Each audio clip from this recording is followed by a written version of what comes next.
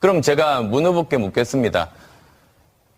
카이스트 교수가 서울대 교수로 이직한 것이 특혜입니까? 아니면 권력 실세에 있는 아버지를 두고 있는 아들이 5급 직원으로 채용된 게 특혜입니까? 그런데 이 문제를 풀기 위해서는 저는 제안합니다. 국회에서 이 문제 해결해야 됩니다. 교문이 열고 환노위 열어서 모두 다 투명하게 저는 검증받는 것이 옳다고 봅니다. 이 자리에서 내일 그 두 위원회 상임위 열자고 약속해 주시겠습니까? 그리고 제가 발견한 것 중에 하나가 있는데 대선 토론 때 안철수 씨가 처음에 김미경 교수 자기 이야기하면서 카이스트에서 서울대로 옮기고 이런 것들이 특혜입니까 하다가 갑자기 말이 바뀌면서 네. 그것이 특혜입니까 아니면 정권 실세의 아들이 5급 상당의 직장에 들어가는 게 특혜입니까 라고 이야기를 해요. 근데 그 말하는 장면과 목소리를 들어보면 실제로 저는 그 느낌 보면서 안철수 씨는 알고 있었다는 제 느낌적으로 느끼더라고요. 무슨 말이냐면 그러니까 뭐 이건 그냥 의혹 제기예요. 안철수 씨 죄송합니다. 저작된 사실임을 알고 있을 때는 그것을 부각시키지 못하고 살짝 끼워 넣는 방식으로. 근데 그 대선 토론을 보면 그 이야기를 물어보자마자 화제를 바꾸면서 이거를 국회 상임위원회에서 다루자고 이야기해요. 그러니까 이것이 특혜입니까? 이것이 특혜입니까? 라고 물으면 문재인 후보의 답을 들어야 되잖아요. 그 답이 들어올 틈도 없이 이걸 상임위원회에서 다루자는 식으로 이야기를 바꿔가는데 거짓말하는 게 눈에 보이더라고요. 그럼 제가 문 후보께 묻겠습니다. 카이스트 교수가 서울대 교수로 이직한 것이 특혜입니까? 아니면 권력 실세에 있는 아버지를 두고 있는 아들이 5급 직원으로 채용된 게 특혜입니까? 그런데 이 문제를 풀기 위해서는 저는 제안합니다. 국회에서 이 문제 해결해야 됩니다. 교문이 열고 환노위 열어서 모두 다 투명하게 저는 검증받는 것이 옳다고 봅니다. 이 자리에서 내일 그 두 위원회 상임위 열자고 약속해 주시겠습니까? 저는 그래서 지금도 강력하게 안철수 후보가 알았을 가능성에 대한 의혹을 제기를 해보는 거예요. 네, 저도 안철수가 모를 수가 없다고 생각하는 게요. 이게 그 녹취록 파일에서 이야기됐던 여러 가지 팩트들이 있는데 그런 거를 하나하나씩 이렇게 짚어보면 굉장히 광범위한 조사, 그러니까 한 개인이 이유미 씨라는 사람이나 아까 이준서 최고위원이라는 분이 그냥 단순히 그 개인적으로 이렇게 조사해가지고 정보를 취합한 다음에 시나리오를 쓰고 대본으로 정리한 다음에 그거를 뭐 이렇게 서로 그 연기하듯이 할 수 있는 수준이 아니에요. 그러니까 훨씬 더 광범위하고 조직적으로 그 문준용 씨 주변을 조사하고 파헤친 다음에 그 팩트들을 정리해가지고 굉장히 자연스러운 시나리오를 썼다고 보이거든요.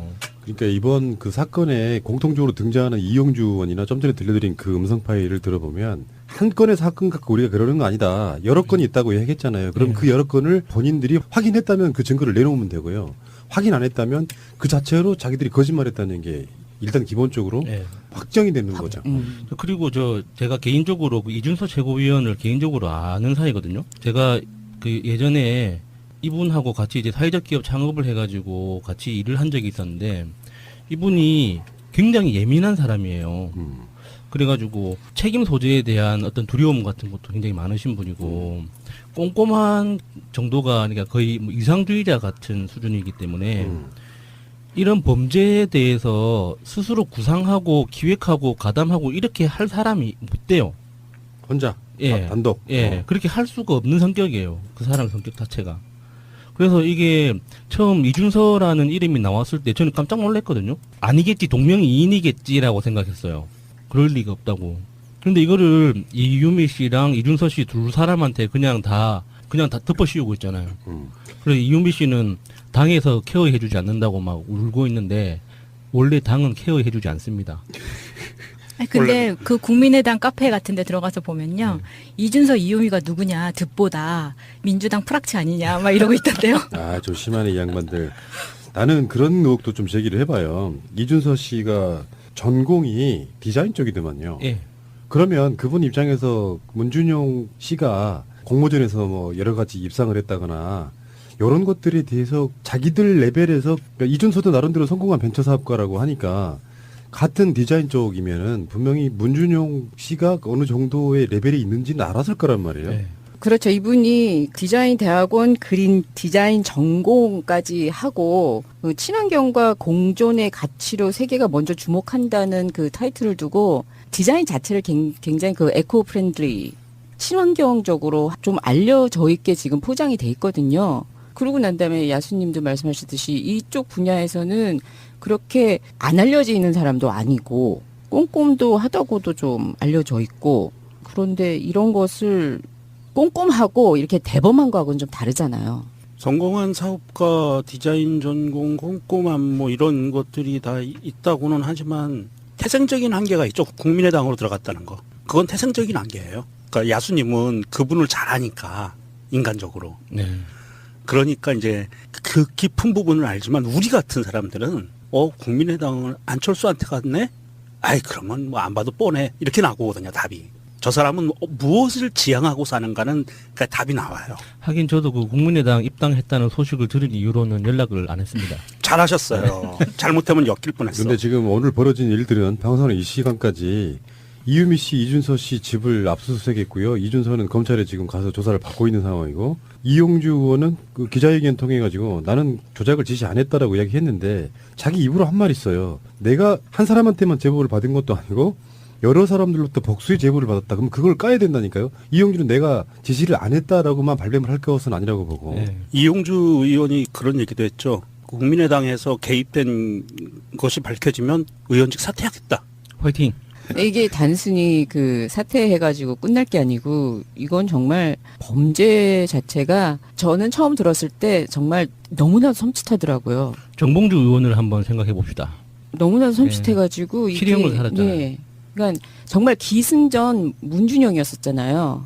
대선 내내 정말 털어도 나올 게 없으니까 이걸 그냥 슬쩍 흘리는 듯 하면서 먹혀 들어가지 않으니까 5월 5일 그러고 난 다음에 이걸 너무나도 크게 그 전에도 계속 밑밥을 깔고 뭐 이걸 다 했는데도 불구하고 그때쯤 되면은 이 여론조사라든지 뭐 그런 거 공표하는 것도 굉장히 애매한 시점이잖아요. 그러니까는 자기네들이 이걸 알고 한 거지 모르고 했다가라는 거는 예. 볼 수가 없는 거잖아요. 발표 시점이 깜깜이 선거 들어갈 때였어요. 그 직전. 그러니까, 예. 깜깜이 선거 들어가기 직전이었고 사전 투표하기 직전이었어요. 그러니까 이거는 어느 날 갑자기 이렇게 그냥 제보가 들어와서 우리가 팩트 체크 못하고 흘렸다. 잘못했어. 이게 아니에요. 이거는 얘네들이 안철수를 비롯해서 박지원을 비롯해서 이 수뇌부들이 오랜 시간 동안 A, B, C 플랜들을 쭉 짜고 있다가 마지막에 던질 수 있는 플랜을 던진 거예요. 자기들이 이기기 위해서 최종 무기를 던진 거거든요. 그것도 조작된 거. 예. 그럼 제가 문 후보께 묻겠습니다. 카이스트 교수가 서울대 교수로 이직한 것이 특혜입니까? 아니면 권력 실세에 있는 아버지를 두고 있는 아들이 5급 직원으로 채용된 게 특혜입니까? 그런데 이 문제를 풀기 위해서는 저는 제안합니다. 국회에서 이 문제 해결해야 됩니다. 교문이 열고 환노위 열어서 모두 다 투명하게 저는 검증받는 것이 옳다고 봅니다. 이 자리에서 내일 그 두 위원회 상임위 열자고 약속해 주시겠습니까? 그리고 그 제가 발견한 것 중에 하나가 있는데 대선 토론 때 안철수 씨가 처음에 김미경 교수 자기 이야기하면서 카이스트에서 서울대로 옮기고 이런 것들이 특혜입니까 하다가 갑자기 말이 바뀌면서 네. 그것이 특혜입니까 아니면 정권 실세의 아들이 5급 상당의 직장에 들어가는 게 특혜입니까 라고 이야기를 해요.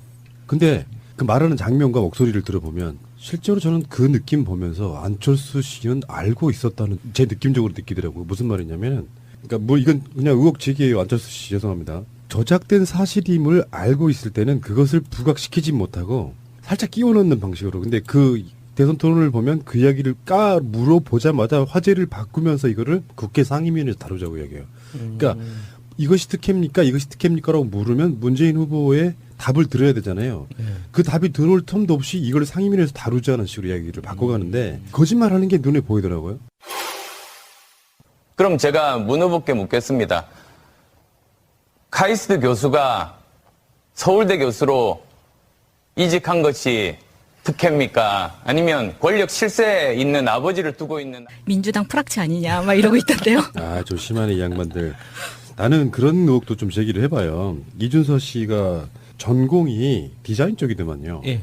그러면 그분 입장에서 문준용 씨가 공모전에서 뭐 여러 가지 입상을 했다거나 이런 것들에 대해서 자기들 레벨에서 그러니까 이준서도 나름대로 성공한 벤처 사업가라고 하니까 같은 디자인 쪽이면은 분명히 문준용 씨가 어느 정도의 레벨이 있는지는 알았을 거란 말이에요. 예. 그렇죠. 이분이 디자인 대학원 그린 디자인 전공까지 하고 그 친환경과 공존의 가치로 세계가 먼저 주목한다는 그 타이틀을 두고 디자인 자체를 굉장히 그 에코 프렌들리 친환경적으로 좀 알려져 있게 지금 포장이 돼 있거든요. 그러고 난 다음에 야수님도 말씀하셨듯이 이쪽 분야에서는 그렇게 안 알려져 있는 사람도 아니고 꼼꼼도 하다고도 좀 알려져 있고 그런데 이런 것을 꼼꼼하고 이렇게 대범한 거하고는 좀 다르잖아요. 성공한 사업가, 디자인 전공, 꼼꼼함 뭐 이런 것들이 다 있다고는 하지만 태생적인 한계가 있죠. 국민의당으로 들어갔다는 거. 그건 태생적인 한계예요. 그러니까 야수님은 그분을 잘 아니까 인간적으로. 네. 그러니까 이제 그 깊은 부분을 알지만 우리 같은 사람들은 국민의당을 안철수한테 갔네? 아이 그러면 뭐 안 봐도 뻔해. 이렇게 나오거든요, 답이. 저 사람은 무엇을 지향하고 사는가는 그러니까 답이 나와요. 하긴 저도 그 파헤친 다음에 그 팩트들을 정리해가지고 굉장히 자연스러운 시나리오를 썼다고 보이거든요.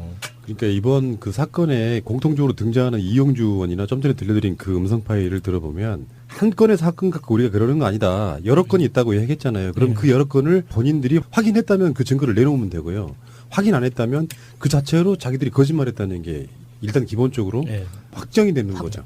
그리고 제가 개인적으로 그 이준서 최고위원을 개인적으로 아는 사이거든요. 제가 그 예전에 이분하고 같이 이제 사회적 기업 창업을 해가지고 같이 일을 한 적이 있었는데 이분이 굉장히 예민한 사람이에요.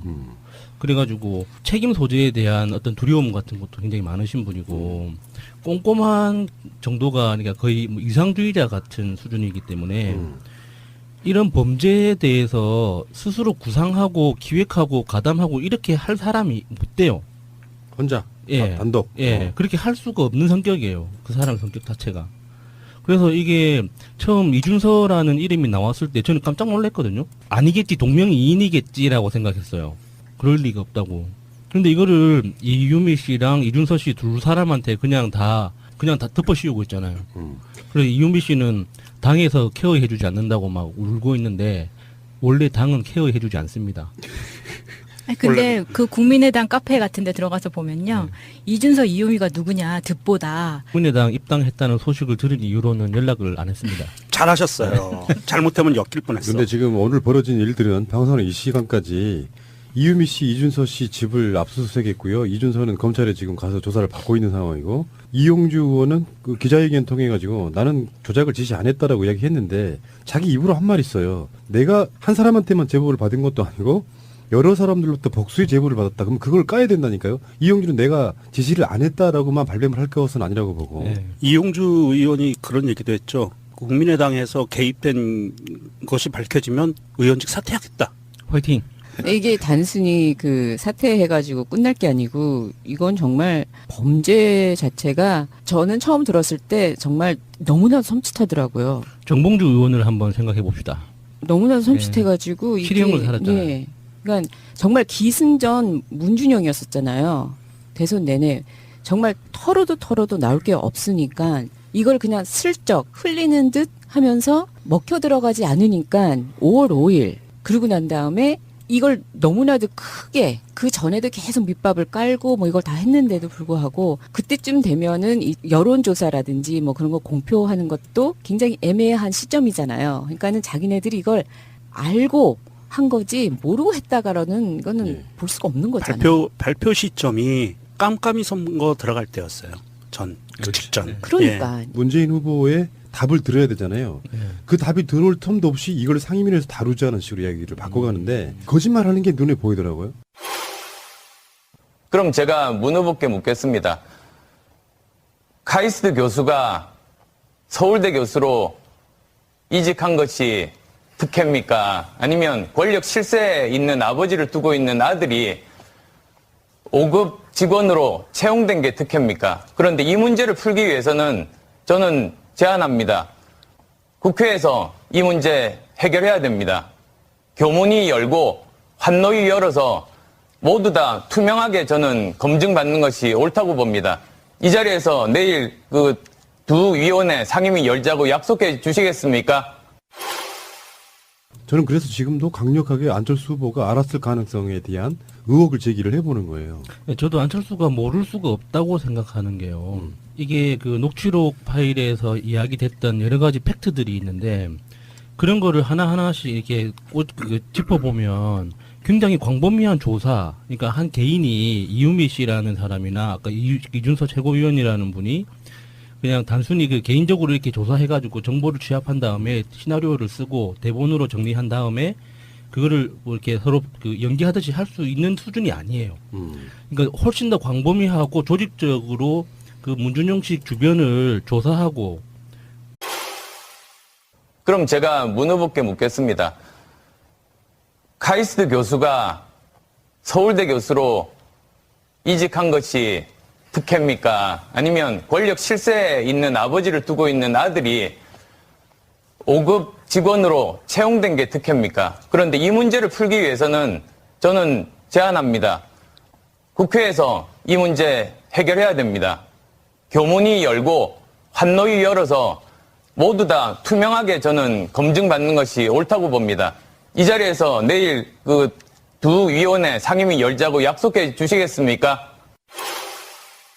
그리고 그 제가 발견한 것 중에 하나가 있는데 대선 토론 때 안철수 씨가 처음에 김미경 교수 자기 이야기하면서 카이스트에서 서울대로 옮기고 이런 것들이 특혜입니까 하다가 갑자기 말이 바뀌면서 네. 그것이 특혜입니까 아니면 정권 실세의 아들이 5급 상당의 직장에 들어가는 게 특혜입니까라고 이야기를 해요. 근데 그 말하는 장면과 목소리를 들어보면 실제로 저는 그 느낌 보면서 안철수 씨는 알고 있었다는 제 느낌적으로 느끼더라고요. 무슨 말이냐면 그러니까 뭐 이건 그냥 의혹 제기예요. 안철수 씨 죄송합니다. 저작된 사실임을 알고 있을 때는 그것을 부각시키지 못하고 살짝 끼워 넣는 방식으로. 근데 그 대선 토론을 보면 그 이야기를 물어보자마자 화제를 바꾸면서 이거를 국회 상임위원회에서 다루자고 이야기해요. 그러니까 이것이 특혜입니까? 이것이 특혜입니까? 라고 물으면